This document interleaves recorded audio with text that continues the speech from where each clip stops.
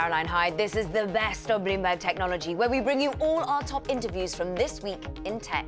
Coming up, Snap, the big picture. We'll get you up to speed on the trading day debut as tech ushers in its first IPO of the year.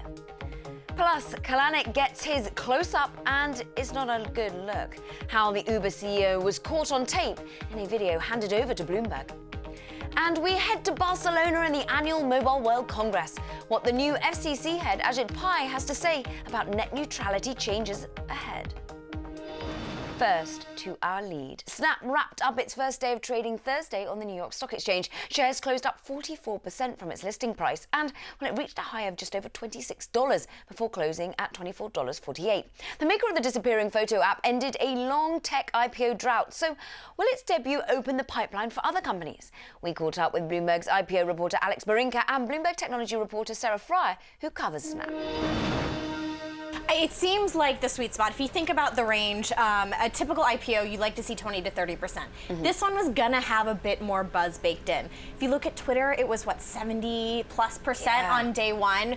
Facebook with the glitch was less than 1%. So somewhere in between seems like they kind of hit the sweet spot there. And when I look at trading and how the stock kind of flittered around that $25 mark all day, it was fairly stable. There wasn't a lot of swinging going on. We saw it sell off toward the end of the day there, down to its closing price of $24.48. But it seemed like a decent way to go out in your debut here. No one's quite complaining about the returns for investors. I mean, looking at this IPO scoreboard, you look at Facebook, up now almost triple its initial IPO value, but after a year was down 31%. But Twitter, you mentioned it, on its debut opened up more than 73%, but look, after a year it was down 10%, now down 65%. So it's worth remembering that whatever happens on the first day of IPO doesn't always remain.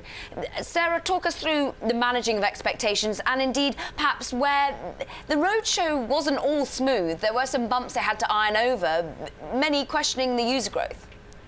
Absolutely. So this is a company that is trying as hard as it can to not set up those comparisons to the companies you just compared it to, Facebook and Twitter.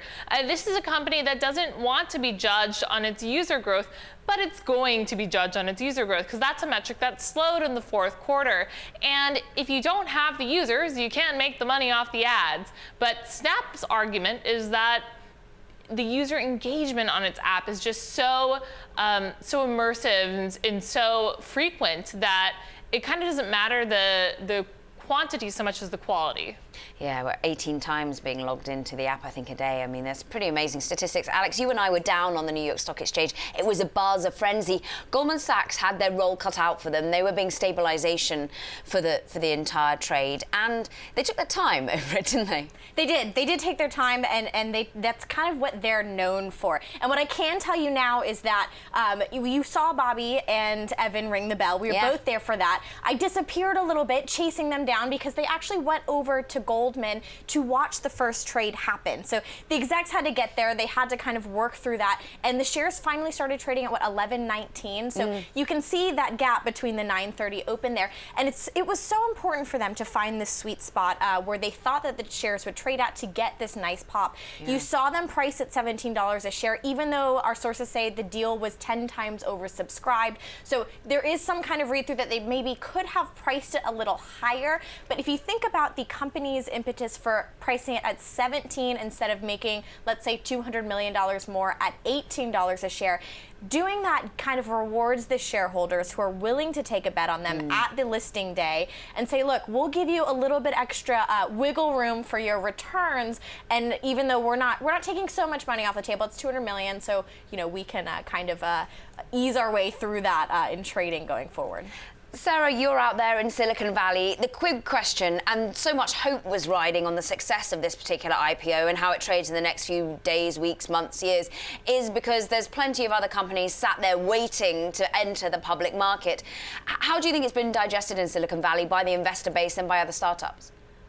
This was a very high stakes IPO because, as you said, there are so many private companies that have ballooned in valuations into the billions and in some cases tens of billions, like companies like Uber. And people have just been waiting for these companies to go public, but it hasn't been necessary because there's so much capital available to them on the private market. And also the markets were a little bit volatile. So they're looking at this Snap IPO. This is a big company, really the biggest social media IPO since Twitter. And they're saying, hey, if they can do it, that shows that there's an appetite on the market for these kinds of deals and maybe for highly valued stock. I mean, Alex, you're talking to sources already. What are they saying? Are they sort of lining up who they should be talking to next? Basically, yes. And so to Sarah's point, the average company, private company, is now staying private for 9 years. Snap is younger than that, which kind of used to be the MO for companies going public, right? They would go public when they were less mature. That hasn't been the case these days. Snap is kind of going against the grain by going out as early as it was. And, you know, there's been these arguments in the past year where the buy side in equity markets has been very risk off. So they want to see more profitability, they want to see more stability. But Snap is here coming out with an unprofitable company whose business model is only, you know, probably about 6 quarters old, and the deal itself did well. Again, still question marks about the long-term returns, where the stock goes, how the company fares. But this is a bit of a proof point saying, look, maybe staying private forever is not necessarily the best thing. Maybe having your judgment day out in the public markets is just as good as doing it privately with basically the same investors, these big crossover names. Uber, Airbnb, hint, hint, nudge, nudge, wink, wink. Last one for you, Sarah, because you also cover Facebook, and the question marks that Alex was spelling out there, one of them is, well, can Facebook just copy what they do and do it better, and they've got bigger user base? Absolutely, they can, and they have. Instagram in August copied one of Snap's most popular features, its Stories feature, where people can create daily reality TV shows of their life. This is a product that people are now using on Instagram now almost as much as they use it on Snapchat, or maybe even more by this point. And this is going to continue to happen. Facebook's app WhatsApp, a very popular chat app, more than 1 billion users around the world, had a similar feature added earlier this year. Facebook is considering doing it too. So this is just a constant drumbeat of copying of Snap's way of doing things. And yes, it does harm, it harms the potential. We'll never know how much faster they could have grown if it weren't for that. Now, the company doesn't attribute their loss of growth to Instagram, but it certainly is interesting. But one positive side of that I do want to point out is that advertisers say, it's a little counterintuitive, advertisers say that they actually can now justify buying Snap's ads because the format is now the same as ads they can buy on Instagram. Bloomberg's Alex Barinka and Sarah Fryer there.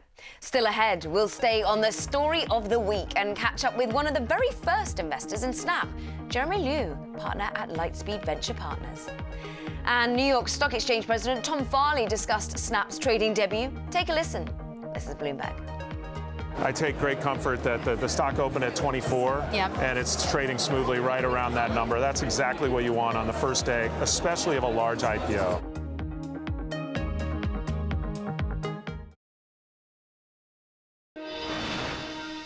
Now, back to the tech story of the week. Snap started strong in its first day of trading, opening 44% higher than the $17 initial public offering price.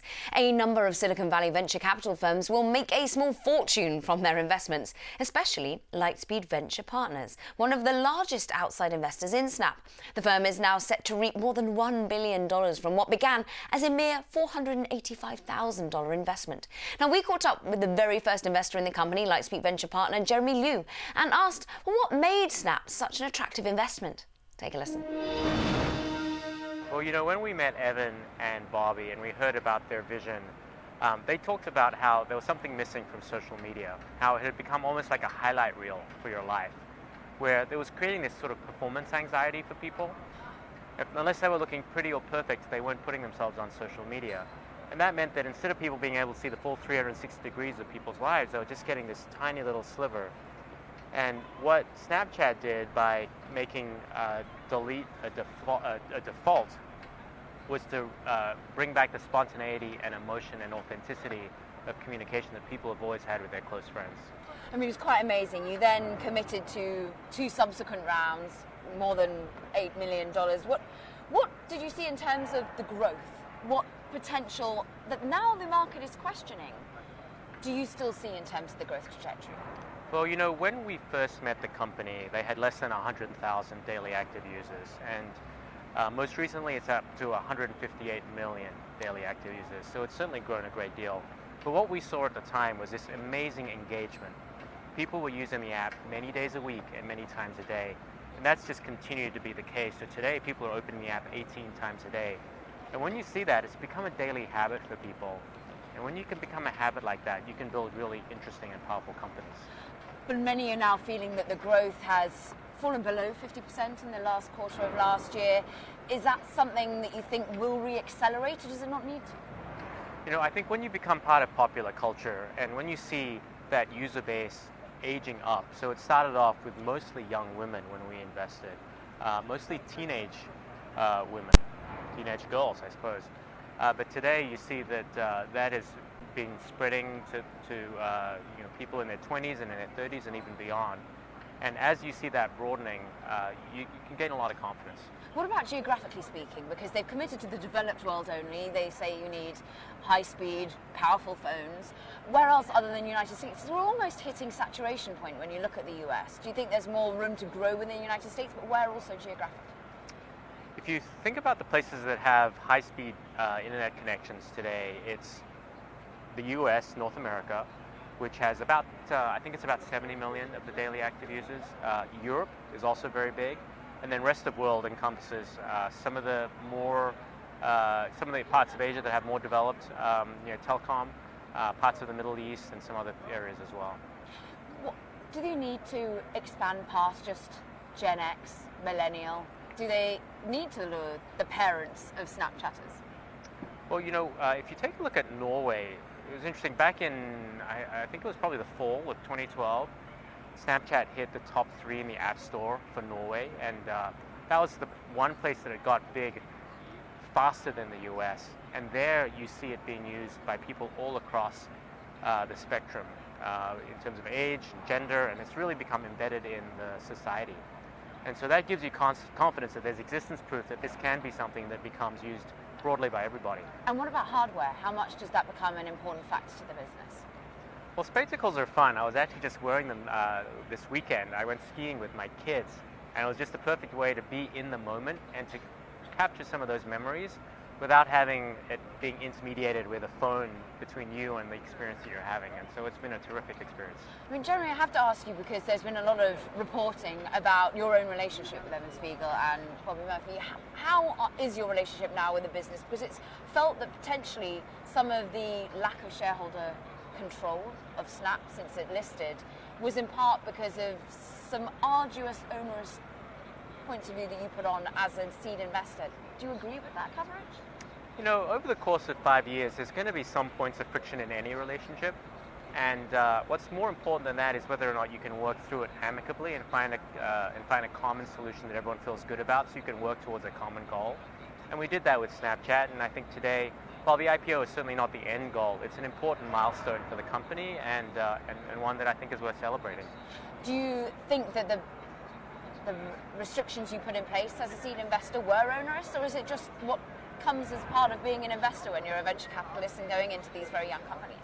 When we first met the company, we were really clear with them that we were very interested in what they were doing, and we would love to continue to invest in the company in the future. And that's what we've been able to do. That was Lightspeed Venture Partners' Jeremy Liu. Now to another big tech story this week. Uber, now facing battles on many fronts. This week started off with the Senior Vice President of Engineering, Amit Singhal, resigning after the ride-hailing company learned of a sexual harassment allegation from his previous job at Google. He has denied the allegations. Then on Tuesday, Bloomberg obtained a video of Uber CEO Travis Kalanick boasting about the company's tough culture before berating a long-term driver who asked him about falling fares. You know what? What? Some people don't like to take responsibility for their They blame everything in their life on somebody else. Email for phone card. Good luck. Kalanick issued an apology in an email to staff saying, "To say that I'm ashamed is an extreme understatement. My job as your leader is to lead, and that starts with behaving in a way that makes us all proud. It's clear this video is a reflection of me, and the criticism we've received is a stark reminder that I must fundamentally change as a leader and grow up. This is the first time I've been willing to admit that I need leadership help, and I intend to get it." Now, it's the latest in a series of embarrassing incidents for the ride-hailing giant. Bloomberg's Brad Stone and Selena Wang caught up with Ryan Sava, Redpoint Ventures partner, to discuss. Uber's corporate culture has been in the news lately ever since Susan Fowler, a former engineer, wrote a pretty scathing blog post about her experience at the company. Then we received basically a dash cam video from a longtime Uber driver who's unhappy about the direction that pay for drivers has been going. He sent that to us, and have a listen. So in this conversation, which takes place on Super Bowl Sunday, Travis is actually talking to some friends about the culture at Uber and how the company is doing. Have a listen. My year's coming up, maybe 40. I make sure every year it's around. It's Christmas birthday, Saturday, by the way.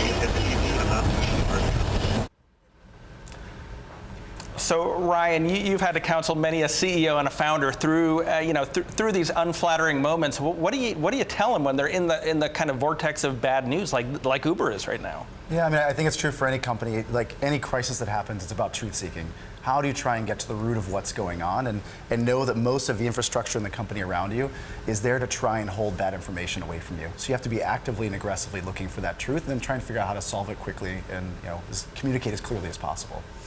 Well, I can't say, we thought a lot about, whether to write this story, but it seemed to me that, Travis's personality is really kind of central to all these questions. This is a company that has changed how cities work, and he's not only talking about the culture of Uber, but really kind of showing a little bit of his pugnaciousness, right, his personality. So have a listen to this second clip where the driver challenges Travis Kalanick about the issues around driver pay, and he responds somewhat forcefully. Have a listen. You know what? What? Some people don't like to take responsibility for their They blame everything in their life on somebody else. Email for phone card. Good luck. Brad, that was some pretty surprising stuff. What do you think this really reflects in terms of Uber's culture? Is there really a trickle-down effect? I mean, when you have a CEO that says rather pugnacious things like that, what does that mean for the overall company? This is why actually Uber has been successful because, Travis, he doesn't suffer fools. He has bowled over every regulatory and competitive challenge in his way. The issue is that he has to be a politician now, right? He has to deal with these very sensitive constituencies. And here's maybe an example of him not putting his best foot forward. And Ryan, I'm curious to hear what you think. I mean, you're friends with some of these folks on the Uber management team, and you've known Travis for a long time. Do these CEOs and founders now have a responsibility to be a little less pugnacious and more politically astute? Yeah, I think any company that ascends in the way they have and other companies have, there's a point where you're fighting as an outsider for a long time, and suddenly you're someone everyone else looks at, and there's a transition that happens, and you see some leaders make it and some don't. And I think they're going through that transition now. I mean, watching this, I'm curious to see and think through, you guys get something like this dropped on your doorstep. How do you think about the process of assessing that and whether you publish it or not? Uber's a utility now. It's changed, the way these cities operate, and Travis's personality and Uber's culture is so very much in the news right now. So it seemed to me that when we got this video, that we really didn't have any choice. It's very much topical, and it is another one of these unscripted glimpses about the man and about the company. Still ahead, we head to Barcelona and bring you our interview with the Federal Communication Commission's new chairman, Ajit Pai. This is Bloomberg.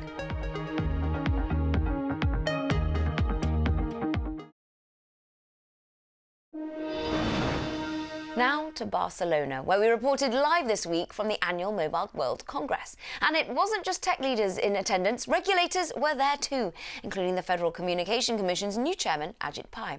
Now, we caught up with him and began by asking for an update on the AT&T Time Warner deal. It's limited to these particular facts, and as I understand it, the parties have structured the transaction so that it won't come before us, and that's the reason why I said what I said yesterday. So give us that's what market light actually therefore is. So would we be right? The market already is expecting it. Russell 3000 TV radio index is up. Are we going to see more M&A in 2017? Will you allow that to go through? That's a decision, obviously, for the private sector to make. My job is a very humble and frankly boring one, which is simply to review the papers that are put before me, take a look at the facts as presented, and make a decision based on the law and the precedents that are long established. And I can't opine in the abstract about any particular transaction.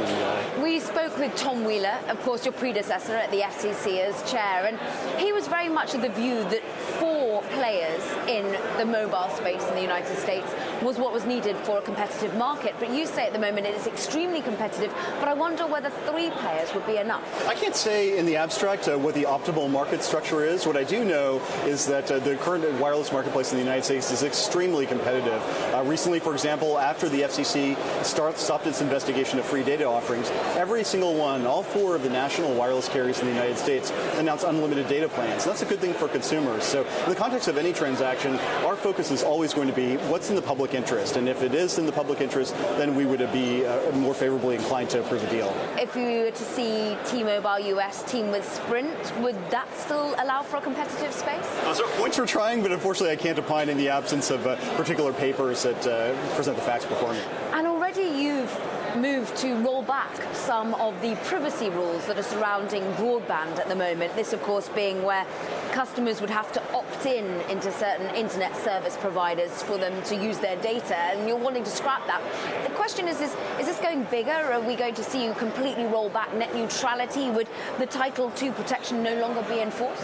Well, that decision simply meant putting a pause on one of the rules that was going to come into effect on March 2nd. More broadly speaking, I think there's a broad consensus about the need for a free and open internet. That's the internet we've had since the dawn of the internet age in the mid-1990s, and that's something I think consumers and companies alike have come to take for granted. The only question is, what regulatory framework can we adopt that both protects that core value and preserves a massive incentive to invest in infrastructure across the United States?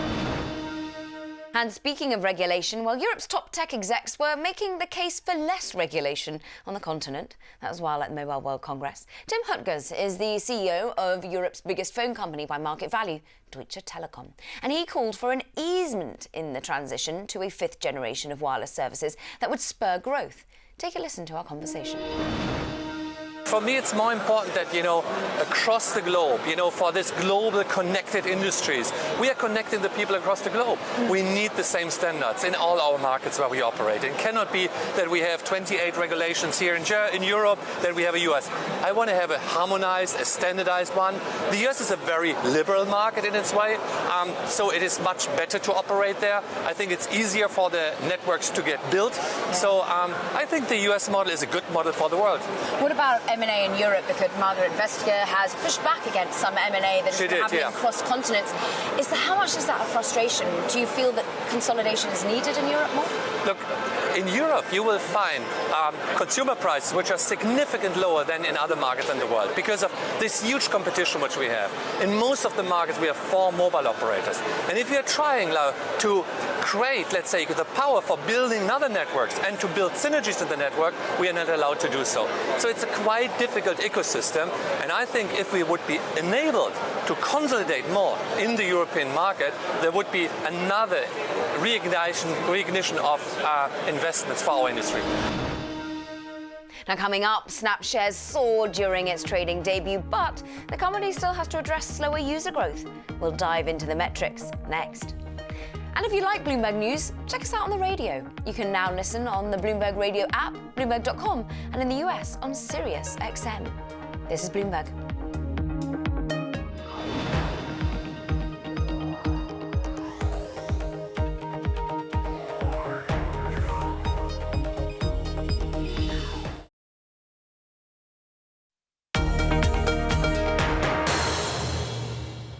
Welcome back to the best of Bloomberg Technology. I'm Caroline Hyde. Now back into the top story of the week. Snap shares soared on its debut, closing up 44% from its listing price. Yet the company still has some things to prove. One big concern for investors is slowing user growth. On Snap's IPO roadshow, the company told investors much of this problem was due to an issue with its Android product. But some were sceptical of that answer. We dove into it all with Bloomberg editor-at-large Corey Johnson and Jitendra Warrell of Bloomberg Intelligence.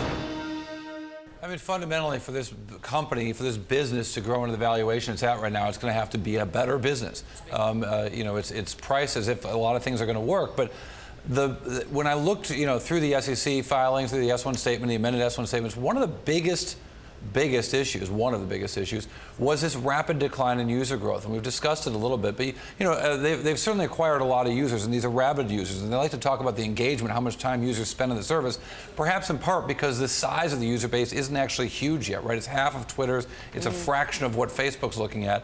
But maybe more importantly, the growth has slowed down dramatically. They added only 5 million users in the fourth quarter of last year. And even the quarter before, the user growth was also quite slow compared with historical numbers.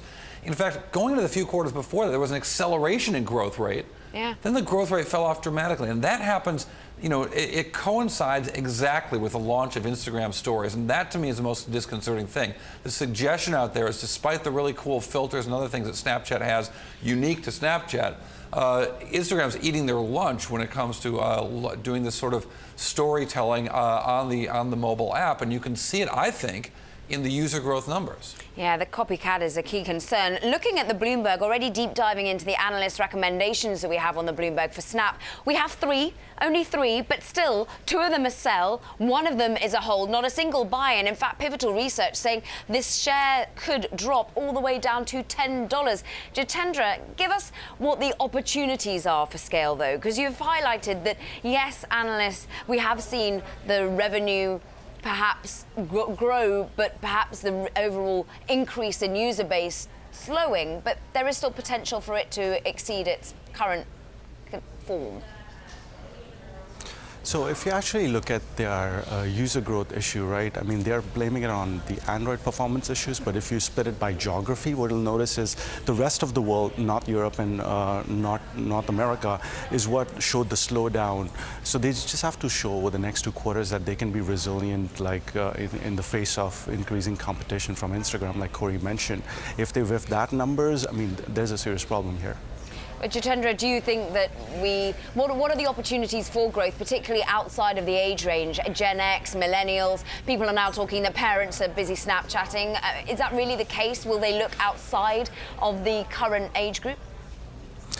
I don't really think so, because this is a millennial-focused platform. If you look at their strategy overall over the last couple of years, it's been very millennial-focused, and they've shown that they get this audience better than most social networks that are out there. So I think sticking to their strengths is a good thing. Having said that, if you look at last couple of months, you'll see an uptick in 35+ audience based on what Comscore data is showing. That's interesting. So maybe bringing in celebrities and followers that they have onto the platform to get some of this peripheral user base on could be one of the strategies. I mean, they're already celebrities in their own way, Corey. We're looking at a picture of the social media age demographic breakdown. What's interesting is potentially they were already hitting saturation point when it comes to the United States. Others saying, look at the rest of the developed world for them to expand. They have been looking at their international reach. Yeah, so internationally the company's been growing, but growing at considerable expense. It appears that the service either has become suddenly expensive to provide for U.S. users, or the international users just cost a lot more for them to provide for. So while the international growth might offer some opportunity for them, it's also coming at a great expense. This is a business that has had negative gross margins for every quarter of its existence except for the last 6 months. And so on a trailing basis, you've got negative gross margins. As I mentioned earlier on Bloomberg Radio, there are 552 stocks out there with over $10 billion market cap. Only Snapchat and National Oilwell Varco have negative gross margins. That's just not a business. The very essence of any business, whether you're making oil wells or selling widgets or selling Snapchats, is you got to sell something for more than it costs. These guys are unable to do that. And Jitendra, when we look at your Bloomberg Intelligence analysis, you have dug into looking at the market capitalization in terms of the ratio of the users that they have, the user base they have, and they say their market cap value per daily active user is significantly less than Facebook and Twitter was. Yes, that's one way of looking at it, but actually if you look at the big picture and compare to all the IPOs, all the key IPOs that happened over the last decade, Snapchat's coming out right at the top of most of them. And with those outsized valuation comes outsized expectations. So revenue growth, I don't feel that should be a worry, to be honest, because they've just started monetizing it. But user growth, if they show any weakness, especially given Instagram's ramp, that would be bad news for the company.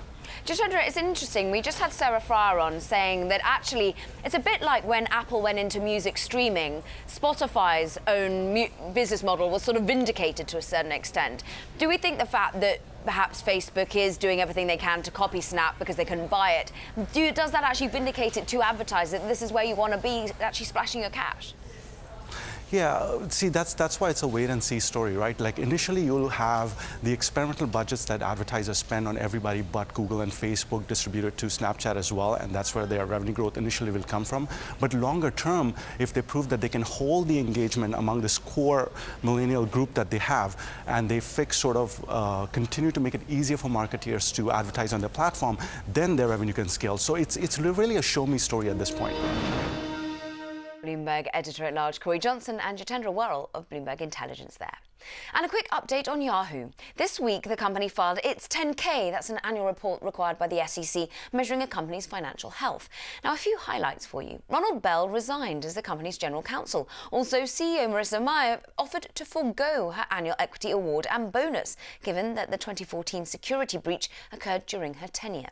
Bloomberg News received a statement from Mayer stating, "I am the CEO of the company, and since this incident happened during my tenure, I have agreed to forego my annual bonus and my annual equity grant this year, and have expressed my desire that my bonus be redistributed to our company's hardworking employees who contributed so much to Yahoo's success in 2016. Now coming up, YouTube is taking on traditional cable companies. Our conversation with YouTube CEO Susan Wojcicki about the company's newly announced TV service next. And a reminder that all episodes of Bloomberg Technology are now live streaming on Twitter. Check us out at Bloomberg Tech TV weekdays at 5 p.m. in New York, 2 p.m. in San Francisco. This is Bloomberg.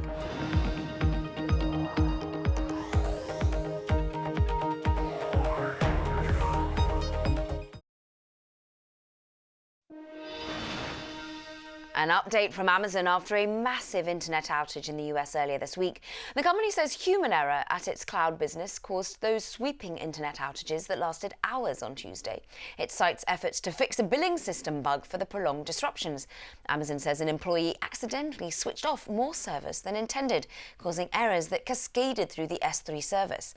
The service is used to house data, manage apps, and software downloads by nearly 150,000 sites. Meanwhile, YouTube is going primetime, announcing a new service this week called YouTube TV. It will deliver an assortment of major TV channels to paying customers for $35 a month, starting this spring. Bloomberg's Lucas Shaw spoke with Susan Wojcicki, CEO of YouTube, at an event in Los Angeles. He started by asking her about the details of the new service. Well, we see that on YouTube we have a lot of demand for TV content, and we think it's a great opportunity with the mobile phones because everyone's carrying a TV around with them in their pocket, but they're just not using it for TV. So we saw this giant opportunity of how can we take all this amazing TV content and make it available to a generation that loves content, but they want their content on demand, they want to watch it on any device, they want to not have the commitments that are currently required for TV. And so we just saw a big opportunity to bring the full TV experience to our audience. Now, with all these TV networks, these are owned by companies that in the past YouTube has had somewhat of a tortured relationship with, fighting over piracy, copyright, all sorts of things like that. Did you have to make any assurances about those topics, or how are they to deal with in these negotiations? Yeah, well, you know, we actually work with all of the large broadcasters and the networks to bring that content onto YouTube now. We have clips, we have shows, so we've had a good relationship with them, and I think they've seen the opportunity to use YouTube as a mechanism to get more promotion for their shows, to have time-shifted versions of their show on YouTube. And so this is really just taking it to the next level. Right. Now, you've experimented already. I mean, most people think of YouTube as this big free this place where they can go and get video for free. You experimented with paid with YouTube Red, which you rolled out last year. What have you found about YouTube users' appetite for paying for something, and what is the future of YouTube Red now that you have this other full TV service? Yeah. I mean, we think there's an opportunity for users to be able to also have a subscription service. And so while the free ad-supported model is a wonderful model, and we're investing in that, we see an opportunity with TV content to be able to offer that to our users for the $35 a month for the 6 accounts. And so that's a exciting opportunity to expand to a new type of content and to make that available to our users. Yeah. Do you think this service then kind of helps boost the business of YouTube? Does it increase your chances of kind of generating serious profits? Does it help lift advertising revenues? Well, I think what we see is that an opportunity to be able to offer TV content to our users in a way that they're used to consuming content. And so if you look at this generation of the cord nevers, at the cord cutters, at the millennials, they expect their content to be on demand. They expect it to be cross-platform. And so we just saw a really big opportunity to be able to bring this amazing TV content to this generation and connect them with content in a way that they expect to consume TV content. Yeah. Do you think there's any TV content that's missing from it? You have some of the broadcast networks. You don't have some of the big cable networks from Turner or Discovery or Viacom. Is that something that'll change? Well, it's a new service, and so it's certainly always evolving, but we feel really happy with what we have right now, and we think we offer a really great set of content that's available for a low price of $35 for 6 accounts. Yeah. What do you think is the big differentiator between this and some of the other live services out there, like the ones that are coming from Hulu and DirecTV and Sling? Well, we hope that the biggest differentiator is it's just a great experience. And so when our users use it, everything works in a way that they expect it. So everything works seamlessly cross-device, that we have an unlimited cloud DVR storage, so you can quickly and easily save everything, that you have no commitments when you sign up, and that you have great search. And so these are all things that we, as a technology company, have spent years developing, and now we're excited to bring this to TV. Yeah, where do the normal YouTube creators that people spend so much time watching already on the service, where do they live within this TV service? Is it part of it, or are they separate from your regular cable network? Yeah, so the YouTube creators, we're going to have some YouTube content as part of this service. The episodic content, we'll also have the top trending on YouTube available. And so we're excited to bring those two parts of YouTube to this service. And then, of course, the original content that YouTube is creating as part of YouTube Red will be available on our YouTube TV product. Will it be available for the $35 monthly price, or will you have to be a YouTube Red subscriber? So the YouTube Red Originals will be available included for the $35 price for our YouTube TV product. Right. And one thing that you've stressed in this service and a lot of the new live services stresses sports, because that's something that you have highlights on YouTube, but you don't have the live sports. Do you see yourself bidding for sporting rights in addition to what is already available on YouTube? Well, the goal of this product is to be able to offer TV content and have a great TV content experience, which includes a lot of live sports. And so via our partnerships with all of the broadcaster and networks, we have a really comprehensive sports offering for our users with this product. YouTube CEO Susan Wojcicki speaking with Bloomberg's Lucas Shaw. Now, let's head back to Mobile World Congress in Barcelona. We heard from some of the biggest names out of European tech while there, including Ericsson. Ericsson is betting big on cloud technology. It's aiming to capture some of the $1.2 trillion market it expects fifth-generation mobile broadband services to spur. We caught up with Ericsson's Chief Executive Officer, Björn Ekholm, for more. In order to be a successful company, I think you need to make money. So you need to have a bottom line. So that's why that is a hygiene factor, as I call it. But we of course need to invest to make sure that we stay ahead of the game. But it's really only by being profitable we will be able to invest for the future. Do you think some of the pricing pressure is easing at the moment? The likes of Huawei no longer putting quite so much pressure now that they're a more established figure in the market? Well, pricing pressure will always be a factor to deal with. We can only combat that in a way with innovation, new business model, new service offerings, etc. And that's what we will continue to do. We can't bet on the market changing. There's much anticipation, shall we say, being written in analyst notes that maybe you'll start to restructure the services side of the business. Should that anticipation be there? You know, I'm 5 weeks in, almost 6, starting my 6th week. So I think I'll need some more time, and then we will start to communicate what we do. When you're communicating what you're doing, many have been focused on the credit rating of Ericsson at the moment. You look as though you're really prioritising the cash balance at the moment. You've been going out there, entering the bond market, curtailing your dividend. How important is it to keep that investment grade? No, it is important for us. It's important for our standing, call it, with the capital markets and also with the industry. So we like to make sure we have the rating. And also having a strong balance sheet is important, again, more to invest for the future. We are doing really long-term investments and long-term bets. That can only be done if you have the financial stability. Long-term investments and bets.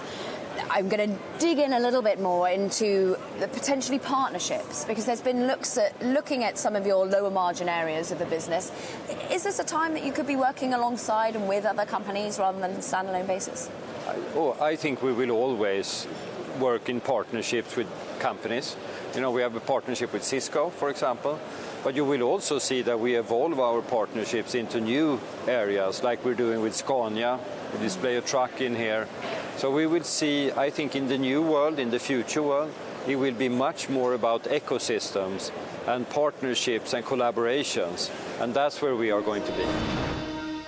Still ahead, we get back to our main story of the week and Snap's first day of trading. Just how big of a paycheck are the co-founders bringing home after Thursday's pop in share price? We'll hear from the Bloomberg billionaire team. That's next. And this is Bloomberg.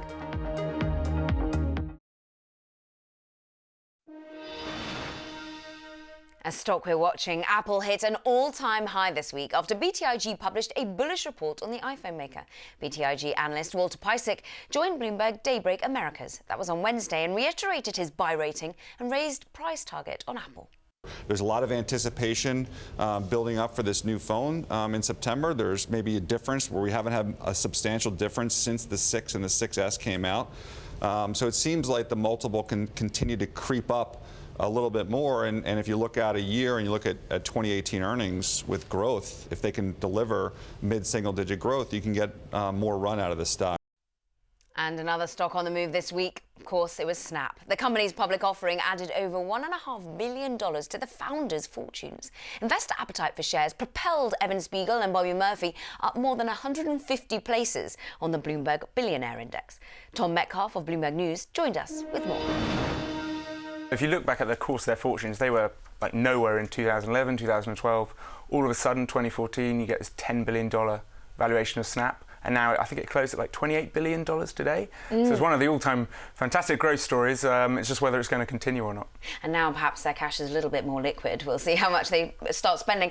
How does this rank them in comparison to the rest of the big tech billionaires out there, 280, 281? They're definitely up there. So, you know, the classic names to compare with might be Jack Dorsey of Twitter. He's actually only got about 1.5 billion. He also, poor guy. Yeah, I know. You've got to feel sorry for him. He's got 2 jobs. He's also CEO of Square. And then along with the other sort of startup, sort of unicorn head honchos, the 3 Airbnb co-founders are about 3.6, so they're ahead of them, and they're just behind Travis and Garrett Camp of Uber. But obviously they're way behind, say, the Jeff Bezoses, the Mark Zuckerbergs, and the Bill Gates, who are up in the $50, $70, $90 billion range. Give us, not only, we were just looking at a screen there, talk us through it, because we want not just the founders that made a lot of money, but also those venture capitalists that made a big bet in the early days. Yeah, exactly. So Benchmark, just today, they made about 900 million and they've got about a $2 billion position. And then Lightspeed Ventures, there's a great story about how kind of Evan Spiegel decided after dealing with Lightspeed Ventures that he'd make sure he had voting control of Snap, and they've got about $600 million gain this year. Look at that, $613 million. What about the bounce that we tend to see on the first day? We know that it's up 44% today. Twitter was up 73% on its first day of trading. So these sorts of fortunes aren't always stable. Yeah, exactly. It doesn't really sort of point towards what's going to be happening in the next year. You know, Twitter up, as you say, something like 70%. It's now off its IPO price, down about 30. Facebook was pretty flat on the first day of IPO, and now it's up, since its IPO, 260%. Hence old Zuckerberg's wealth. How is Spiegel and Murphy's sort of fortunes changed in the founding of this company in particular? You were talking us through how it was like a rocket ship and the fact that it all sped up so quickly, but is this now the point that they actually cash out? How? Because a lot of it is going to be locked in for the foreseeable future for us. Yeah, so they both sold about 16 million shares in the offering. So they've kind of taken home at the $17 price, $272 million. You get tax on that, but they're looking at a bank account of about $180 million. In terms of the Snap shares, yeah, there'll be restrictions on when they can actually start selling. And obviously they've got a huge position each in Snap. It's sort of about 20%, and so I mean each. So if they started selling that, then you'd assume the value of their holding would drop down. But no one can feel sorry for them. They've done very well, and I'm sure they'll be celebrating in LA tonight. Tom Metcalf of Bloomberg News there. And we've been bringing you interviews from Snap investors who were there from the very beginning. My colleague Scarlett Fu and Oliver Rennick spoke to Hemant Taneja, the General Catalyst Managing Director. He gave his thoughts on the company's performance in the first day of trading on Thursday. I think the successful start that you're seeing is a reflection of really two things. One is how popular the product is and how well the company has executed over the last few years. And the second, frankly, also is that there haven't been a lot of tech IPOs, and there's a strong investor demand to invest in companies like Snap. It's great to see. It's great to see, and if you look at how the stock is trading right now, $25 and change, around 26, and of course it IPO'd at 17. Where do you see it closing, and where do you see it trading in a quarter from now? Well, I can't see the future. I mean, I think the things I can comment on, the company has done a good job setting expectations at the right levels. I think you're seeing the strong investor sentiment behind the company, and every decision they're making is for the long term. What happens sort of in the next few days is really hard for me to predict, but so far so good. So far so good, and the reason I ask that, of course, is because you could go the way of Facebook, where you didn't have a great debut, but the stock has done very well despite a lousy first quarter, or Twitter, which did better, but then has fallen below its IPO price about a year and a half into its existence as a publicly traded company. What is your confidence that Evan Spiegel and Bobby Murphy can guide Snap to avoid going the way of Twitter? Yeah. So I think this is the key question that everybody talks about here in Silicon Valley as well. And the reality is every one of these companies is very different from each other. Twitter is, it's still the 140-character metaphor for broadcast. It serves a very important function, but it's very different from what Snap does, which is sort of communication and for the everyday lives. I mean, there's hundreds of millions of people that use it multiple times, sort of 10 to 20 times a day. So what I would say is I look at sort of how Evan and Bobby, to your point, have executed over the last 6 years, and how many interesting products they've launched, and it's that's a testament to how different the company is from Twitter and even Facebook when they had gone public. And that does it for this edition of the Best of Bloomberg Technology. We'll bring you all the latest in tech throughout the week to come, including our exclusive interview with the lead of Google's Cloud Machine Learning Group. That's Fei-Fei Li on Wednesday.